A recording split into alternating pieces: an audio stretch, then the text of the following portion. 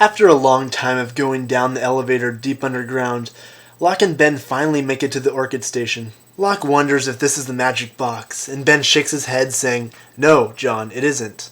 Locke asks what all this is in the Orchid, and Ben says that it's exactly what every other Dharma station is used for, silly experiments. Remember when we see the video for the Pearl station? We learn that the other stations are just psychological experiments. And Ben gives Locke the orientation tape to watch about the Orchid, which is different than the one the producer showed us at Comic-Con. And I'll put the link over there in the summary box, just in case you haven't seen that orientation film yet, the one from Comic-Con.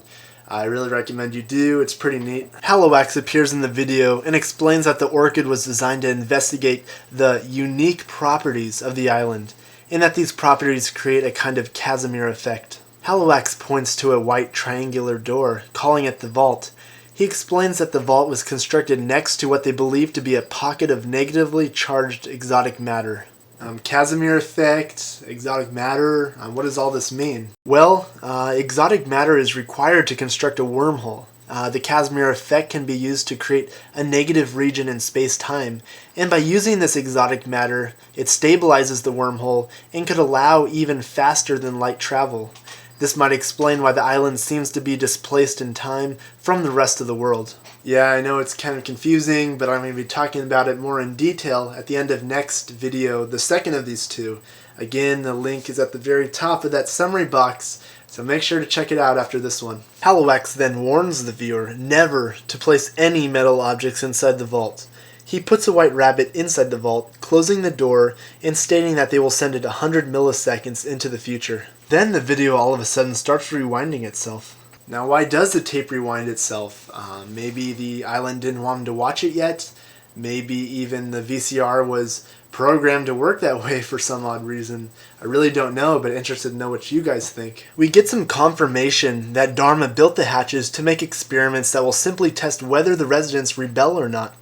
Ben was putting all that metal into the vault when they said not to do it, which does some good as we'll see a little bit later. Then they hear the elevator go up, and Ben knows it's no one good, so they hide. And it turns out to be Kimi. Obviously the body armor protected him, and he starts laughing, looking for Ben. Kimi shows the device on his arm and yells out that if he's killed, everyone on the freighter will die from an explosion. He says it's a heart rate monitor, like we guessed a few recaps ago. And that is connected to the C4 on the boat. Then Locke pops up out of nowhere, trying to calm Kimi down, when Ben flies out of the locker, stabbing Kimi twice while yelling, "You killed my daughter!" He doesn't die just yet, but Locke gets mad at Ben saying, "You just killed everyone on the boat," and Ben replies with, "So?" We go to the beach and C.S. Lewis approaches Dan, telling him that she is going to stay on the island for now. Dan points out that now on the island can mean forever, and she says, "Would it make any sense if I told you I'm still looking for where I was born?" Okay, so we know now that C.S. Lewis was born on the island. And a lot of people are asking if she is in fact Annie. And if you remember, Annie was Ben's best friend on the island when he was young. I don't think she is Annie. So Dan and C.S. Lewis see each other for the last time, for a while at least. And it's obvious that they like each other, as Jen points out a few episodes ago. Remember earlier, Miles tells her that she's basically returning to the island. And like I said, she doesn't even seem to remember it, at least it seems that way. For some reason, it reminds me a lot of Jack in the very first episode. Hurley, Jack, and Sawyer meet up with Frank, Saeed, and Kate at the copter. 4 of the Oceanic 6 are there now. Then the helicopter starts to take off and they head towards the freighter. I was hoping we'd see a direct overhead bird's eye view of the island, because the producers said that we would supposedly understand a lot more if we were able to see it from that view. In the air, the copter starts losing fuel fast, so Saeed looks outside and sees a bullet hole in the side of the copter with fuel pouring out. Which is interesting, because a couple of minutes earlier when they take off from the island, there is no bullet hole, no fuel leaking out, and no one shooting at them. They keep heading towards the freighter, and Frank says that the only way to make it is to get every ounce of extra weight off the helicopter. After they do, he says he'd feel a whole lot better if they were 200 pounds lighter. Sawyer knows what he has to do, so he whispers something to Kate. Here's what he says. It's cleaned up a little bit so it's easier to hear.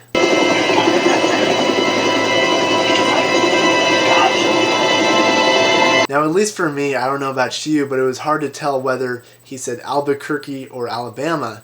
Now, we know that Clementine, his daughter, is living in Albuquerque, So I think we have to assume that's what he said. We know from a few episodes ago that in the future, when Jack and Kate were living together, Kate said that she was doing something for Sawyer, and was part of the reason Jack and Kate separated. Now we know what she's doing. She's going to see Clementine, Sawyer's daughter.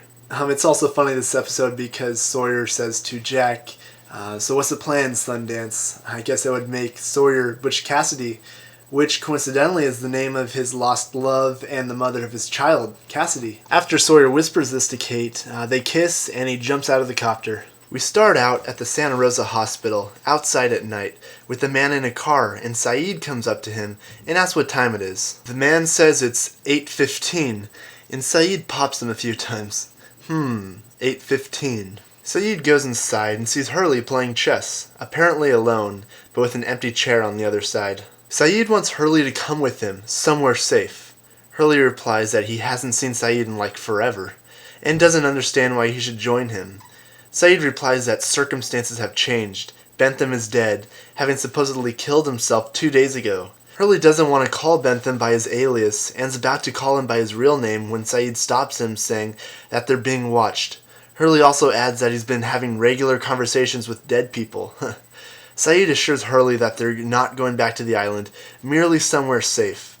So Hurley says, okay, but as he's about to leave the room, he makes one more move on the chessboard and says, checkmate, Mr. Echo. We go back to the Orchid station, and just as Kimi is about to die, he mutters, wherever you go, Widmore will find you. And Ben replies, not if I find him first. And right when Kimi dies, the device turns red, which causes a light connected to the explosives to turn red as well. But the bomb doesn't explode because Michael has kept the battery frozen. With the bomb armed, Jin tells Desmond to leave, and so he stays behind to help find a way to disarm the bomb. Michael realizes then that there isn't much liquid nitrogen left, so he tells Jin that he needs to leave the boat right away because he'll soon be a father. As the helicopter arrives at the freighter, Desmond's frantically waving at them and yells, there's a bomb about to go off. Frank lands anyways. After they refuel a little, they quickly get back in the copter as Desmond, Sun, and Aaron join them. Sun's screaming at the top of her lungs that they need to go back for Jin, but Frank says they can't make it. Michael runs out of liquid nitrogen and starts hearing whispers, the second of 3 times we hear them this episode. I'll play them both forwards and backwards, but again, they're way too hard to understand both ways.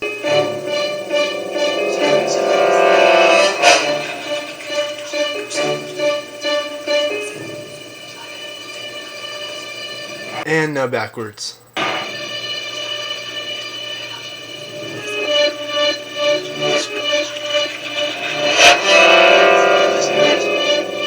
Then right after that, Christian appears out of nowhere and says to Michael, you can go now. Now we obviously know from the Meet Kevin Johnson episode that Michael can't be killed no matter how many different ways he tries, no matter how many times he tries, the island won't let him. And when Christian says this to him, that he can go now, this means that he's now able to die like we know he hasn't been able to in the past, that the island doesn't need him anymore, and that his mission is complete. And right after this, the freighter explodes, and Sun lets out a shriek louder than the actual explosion.